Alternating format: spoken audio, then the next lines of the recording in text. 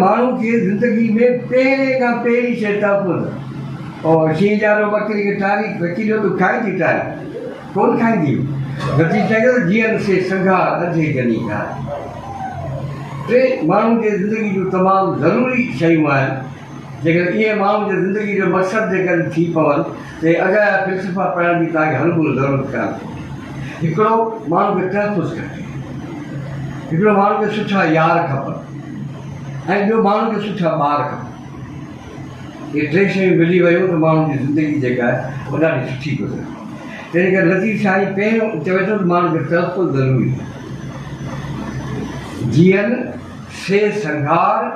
अजे जनी घारिया जनी संधी वाड़ चोर न छुए वछड़ा चई चोरनि खे ज़रूरत ई न थींदी चई एॾा भाई बरोच वेठा एॾा न वञिजो एॾा हे सुजाग हूंदा ऐं बंदूकूं खणे वेठा हूंदा इन पासे न वञिजो माना इहो हिकिड़ो तहफ़ुज़ थी वियो पोइ भले बंदूकूं हुजनि न हुजनि पर ख़बर आहे कि बरोच निगा माण्हू एॾा न वञे माना हे माण्हू सगारा माण्हू आहिनि ताक़तवर माण्हू माना माण्हू खे ज़िंदगी में पहिरें खां पहिरीं शइ तहफ़ुज़ जॾहिं माण्हू मानी बकरी यारो था और शींहं जारो बकरी खे टारी वकीलो तूं खाईंदी टारी कोन खाईंदी त उनजे करे जेको हीउ लतीफ़ साईं हिकिड़ो मयार थो ठाहे त जनी संदा ॿार अठई पर अॻूंदड़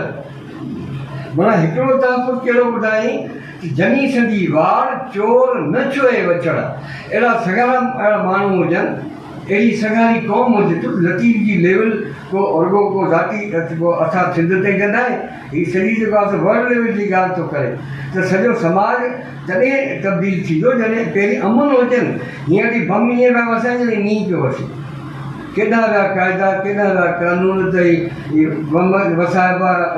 ऐं जेके छावनियूं हूंदियूं उन्हनि ते हे बम त हाणे वसाइनि पिया जेको आहे सो माण्हुनि खे आबादियुनि ते वसाइनि पिया कुहनि पिया माण्हुनि खे हींअर दुनिया जे अदीबनि साफ़ थियनि या जेके बि ॼाणू माण्हू उन्हनि जे वॾे खां वॾो इहो आउं सम्झां थो कि हिकिड़ो स्ट्राइकिंग हिकिड़ी पॉइंट हुअणु खपे त सॼी दुनिया खे अपील कंदो आहे जंग रोकियो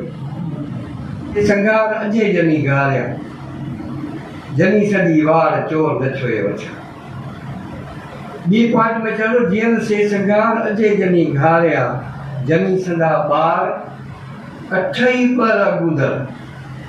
माना अहिड़ा घर हूंदा उन्हनि जा बच्चा अठई पर अॻूंदड़ माना ख़ुशि हूंदा मूंखे पंहिंजो घर त कोन थो ॾिसणु वेहे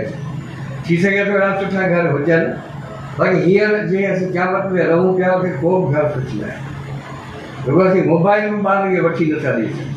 उहो चवंदा मोबाइल बि 5000 वारो न खपे ई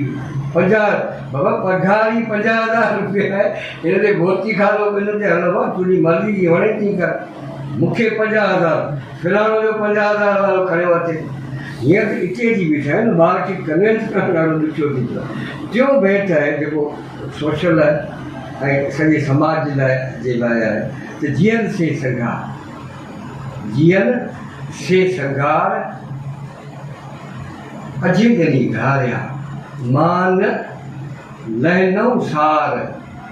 लतीफ़ जो हिकिड़ो हिकिड़ो बैत जॾहिं करे पढ़ पुछो त हिकिड़ो हिकिड़ो बैत पंहिंजी जाइ ते मौज़ू आहे सिट न पर मौज़ू आहे पंहिंजी जाइ ते उन आराम सां पढ़ पुट ॻाल्हि सम्झ में अची वेंदी जीअन से संघार अजे जनी घारिया मान लहनऊ सार विच विलीअ ॾींहं जॾहिं असीं यतीम थी वञूं जॾहिं असीं जॾा थी वञूं जॾहिं असीं माज़ूर थी वञूं जॾहिं असांजो को धणी साईं असांजो न हुजे उन वक़्तु को लतीफ़ हुजे जेको असांजी सार लहे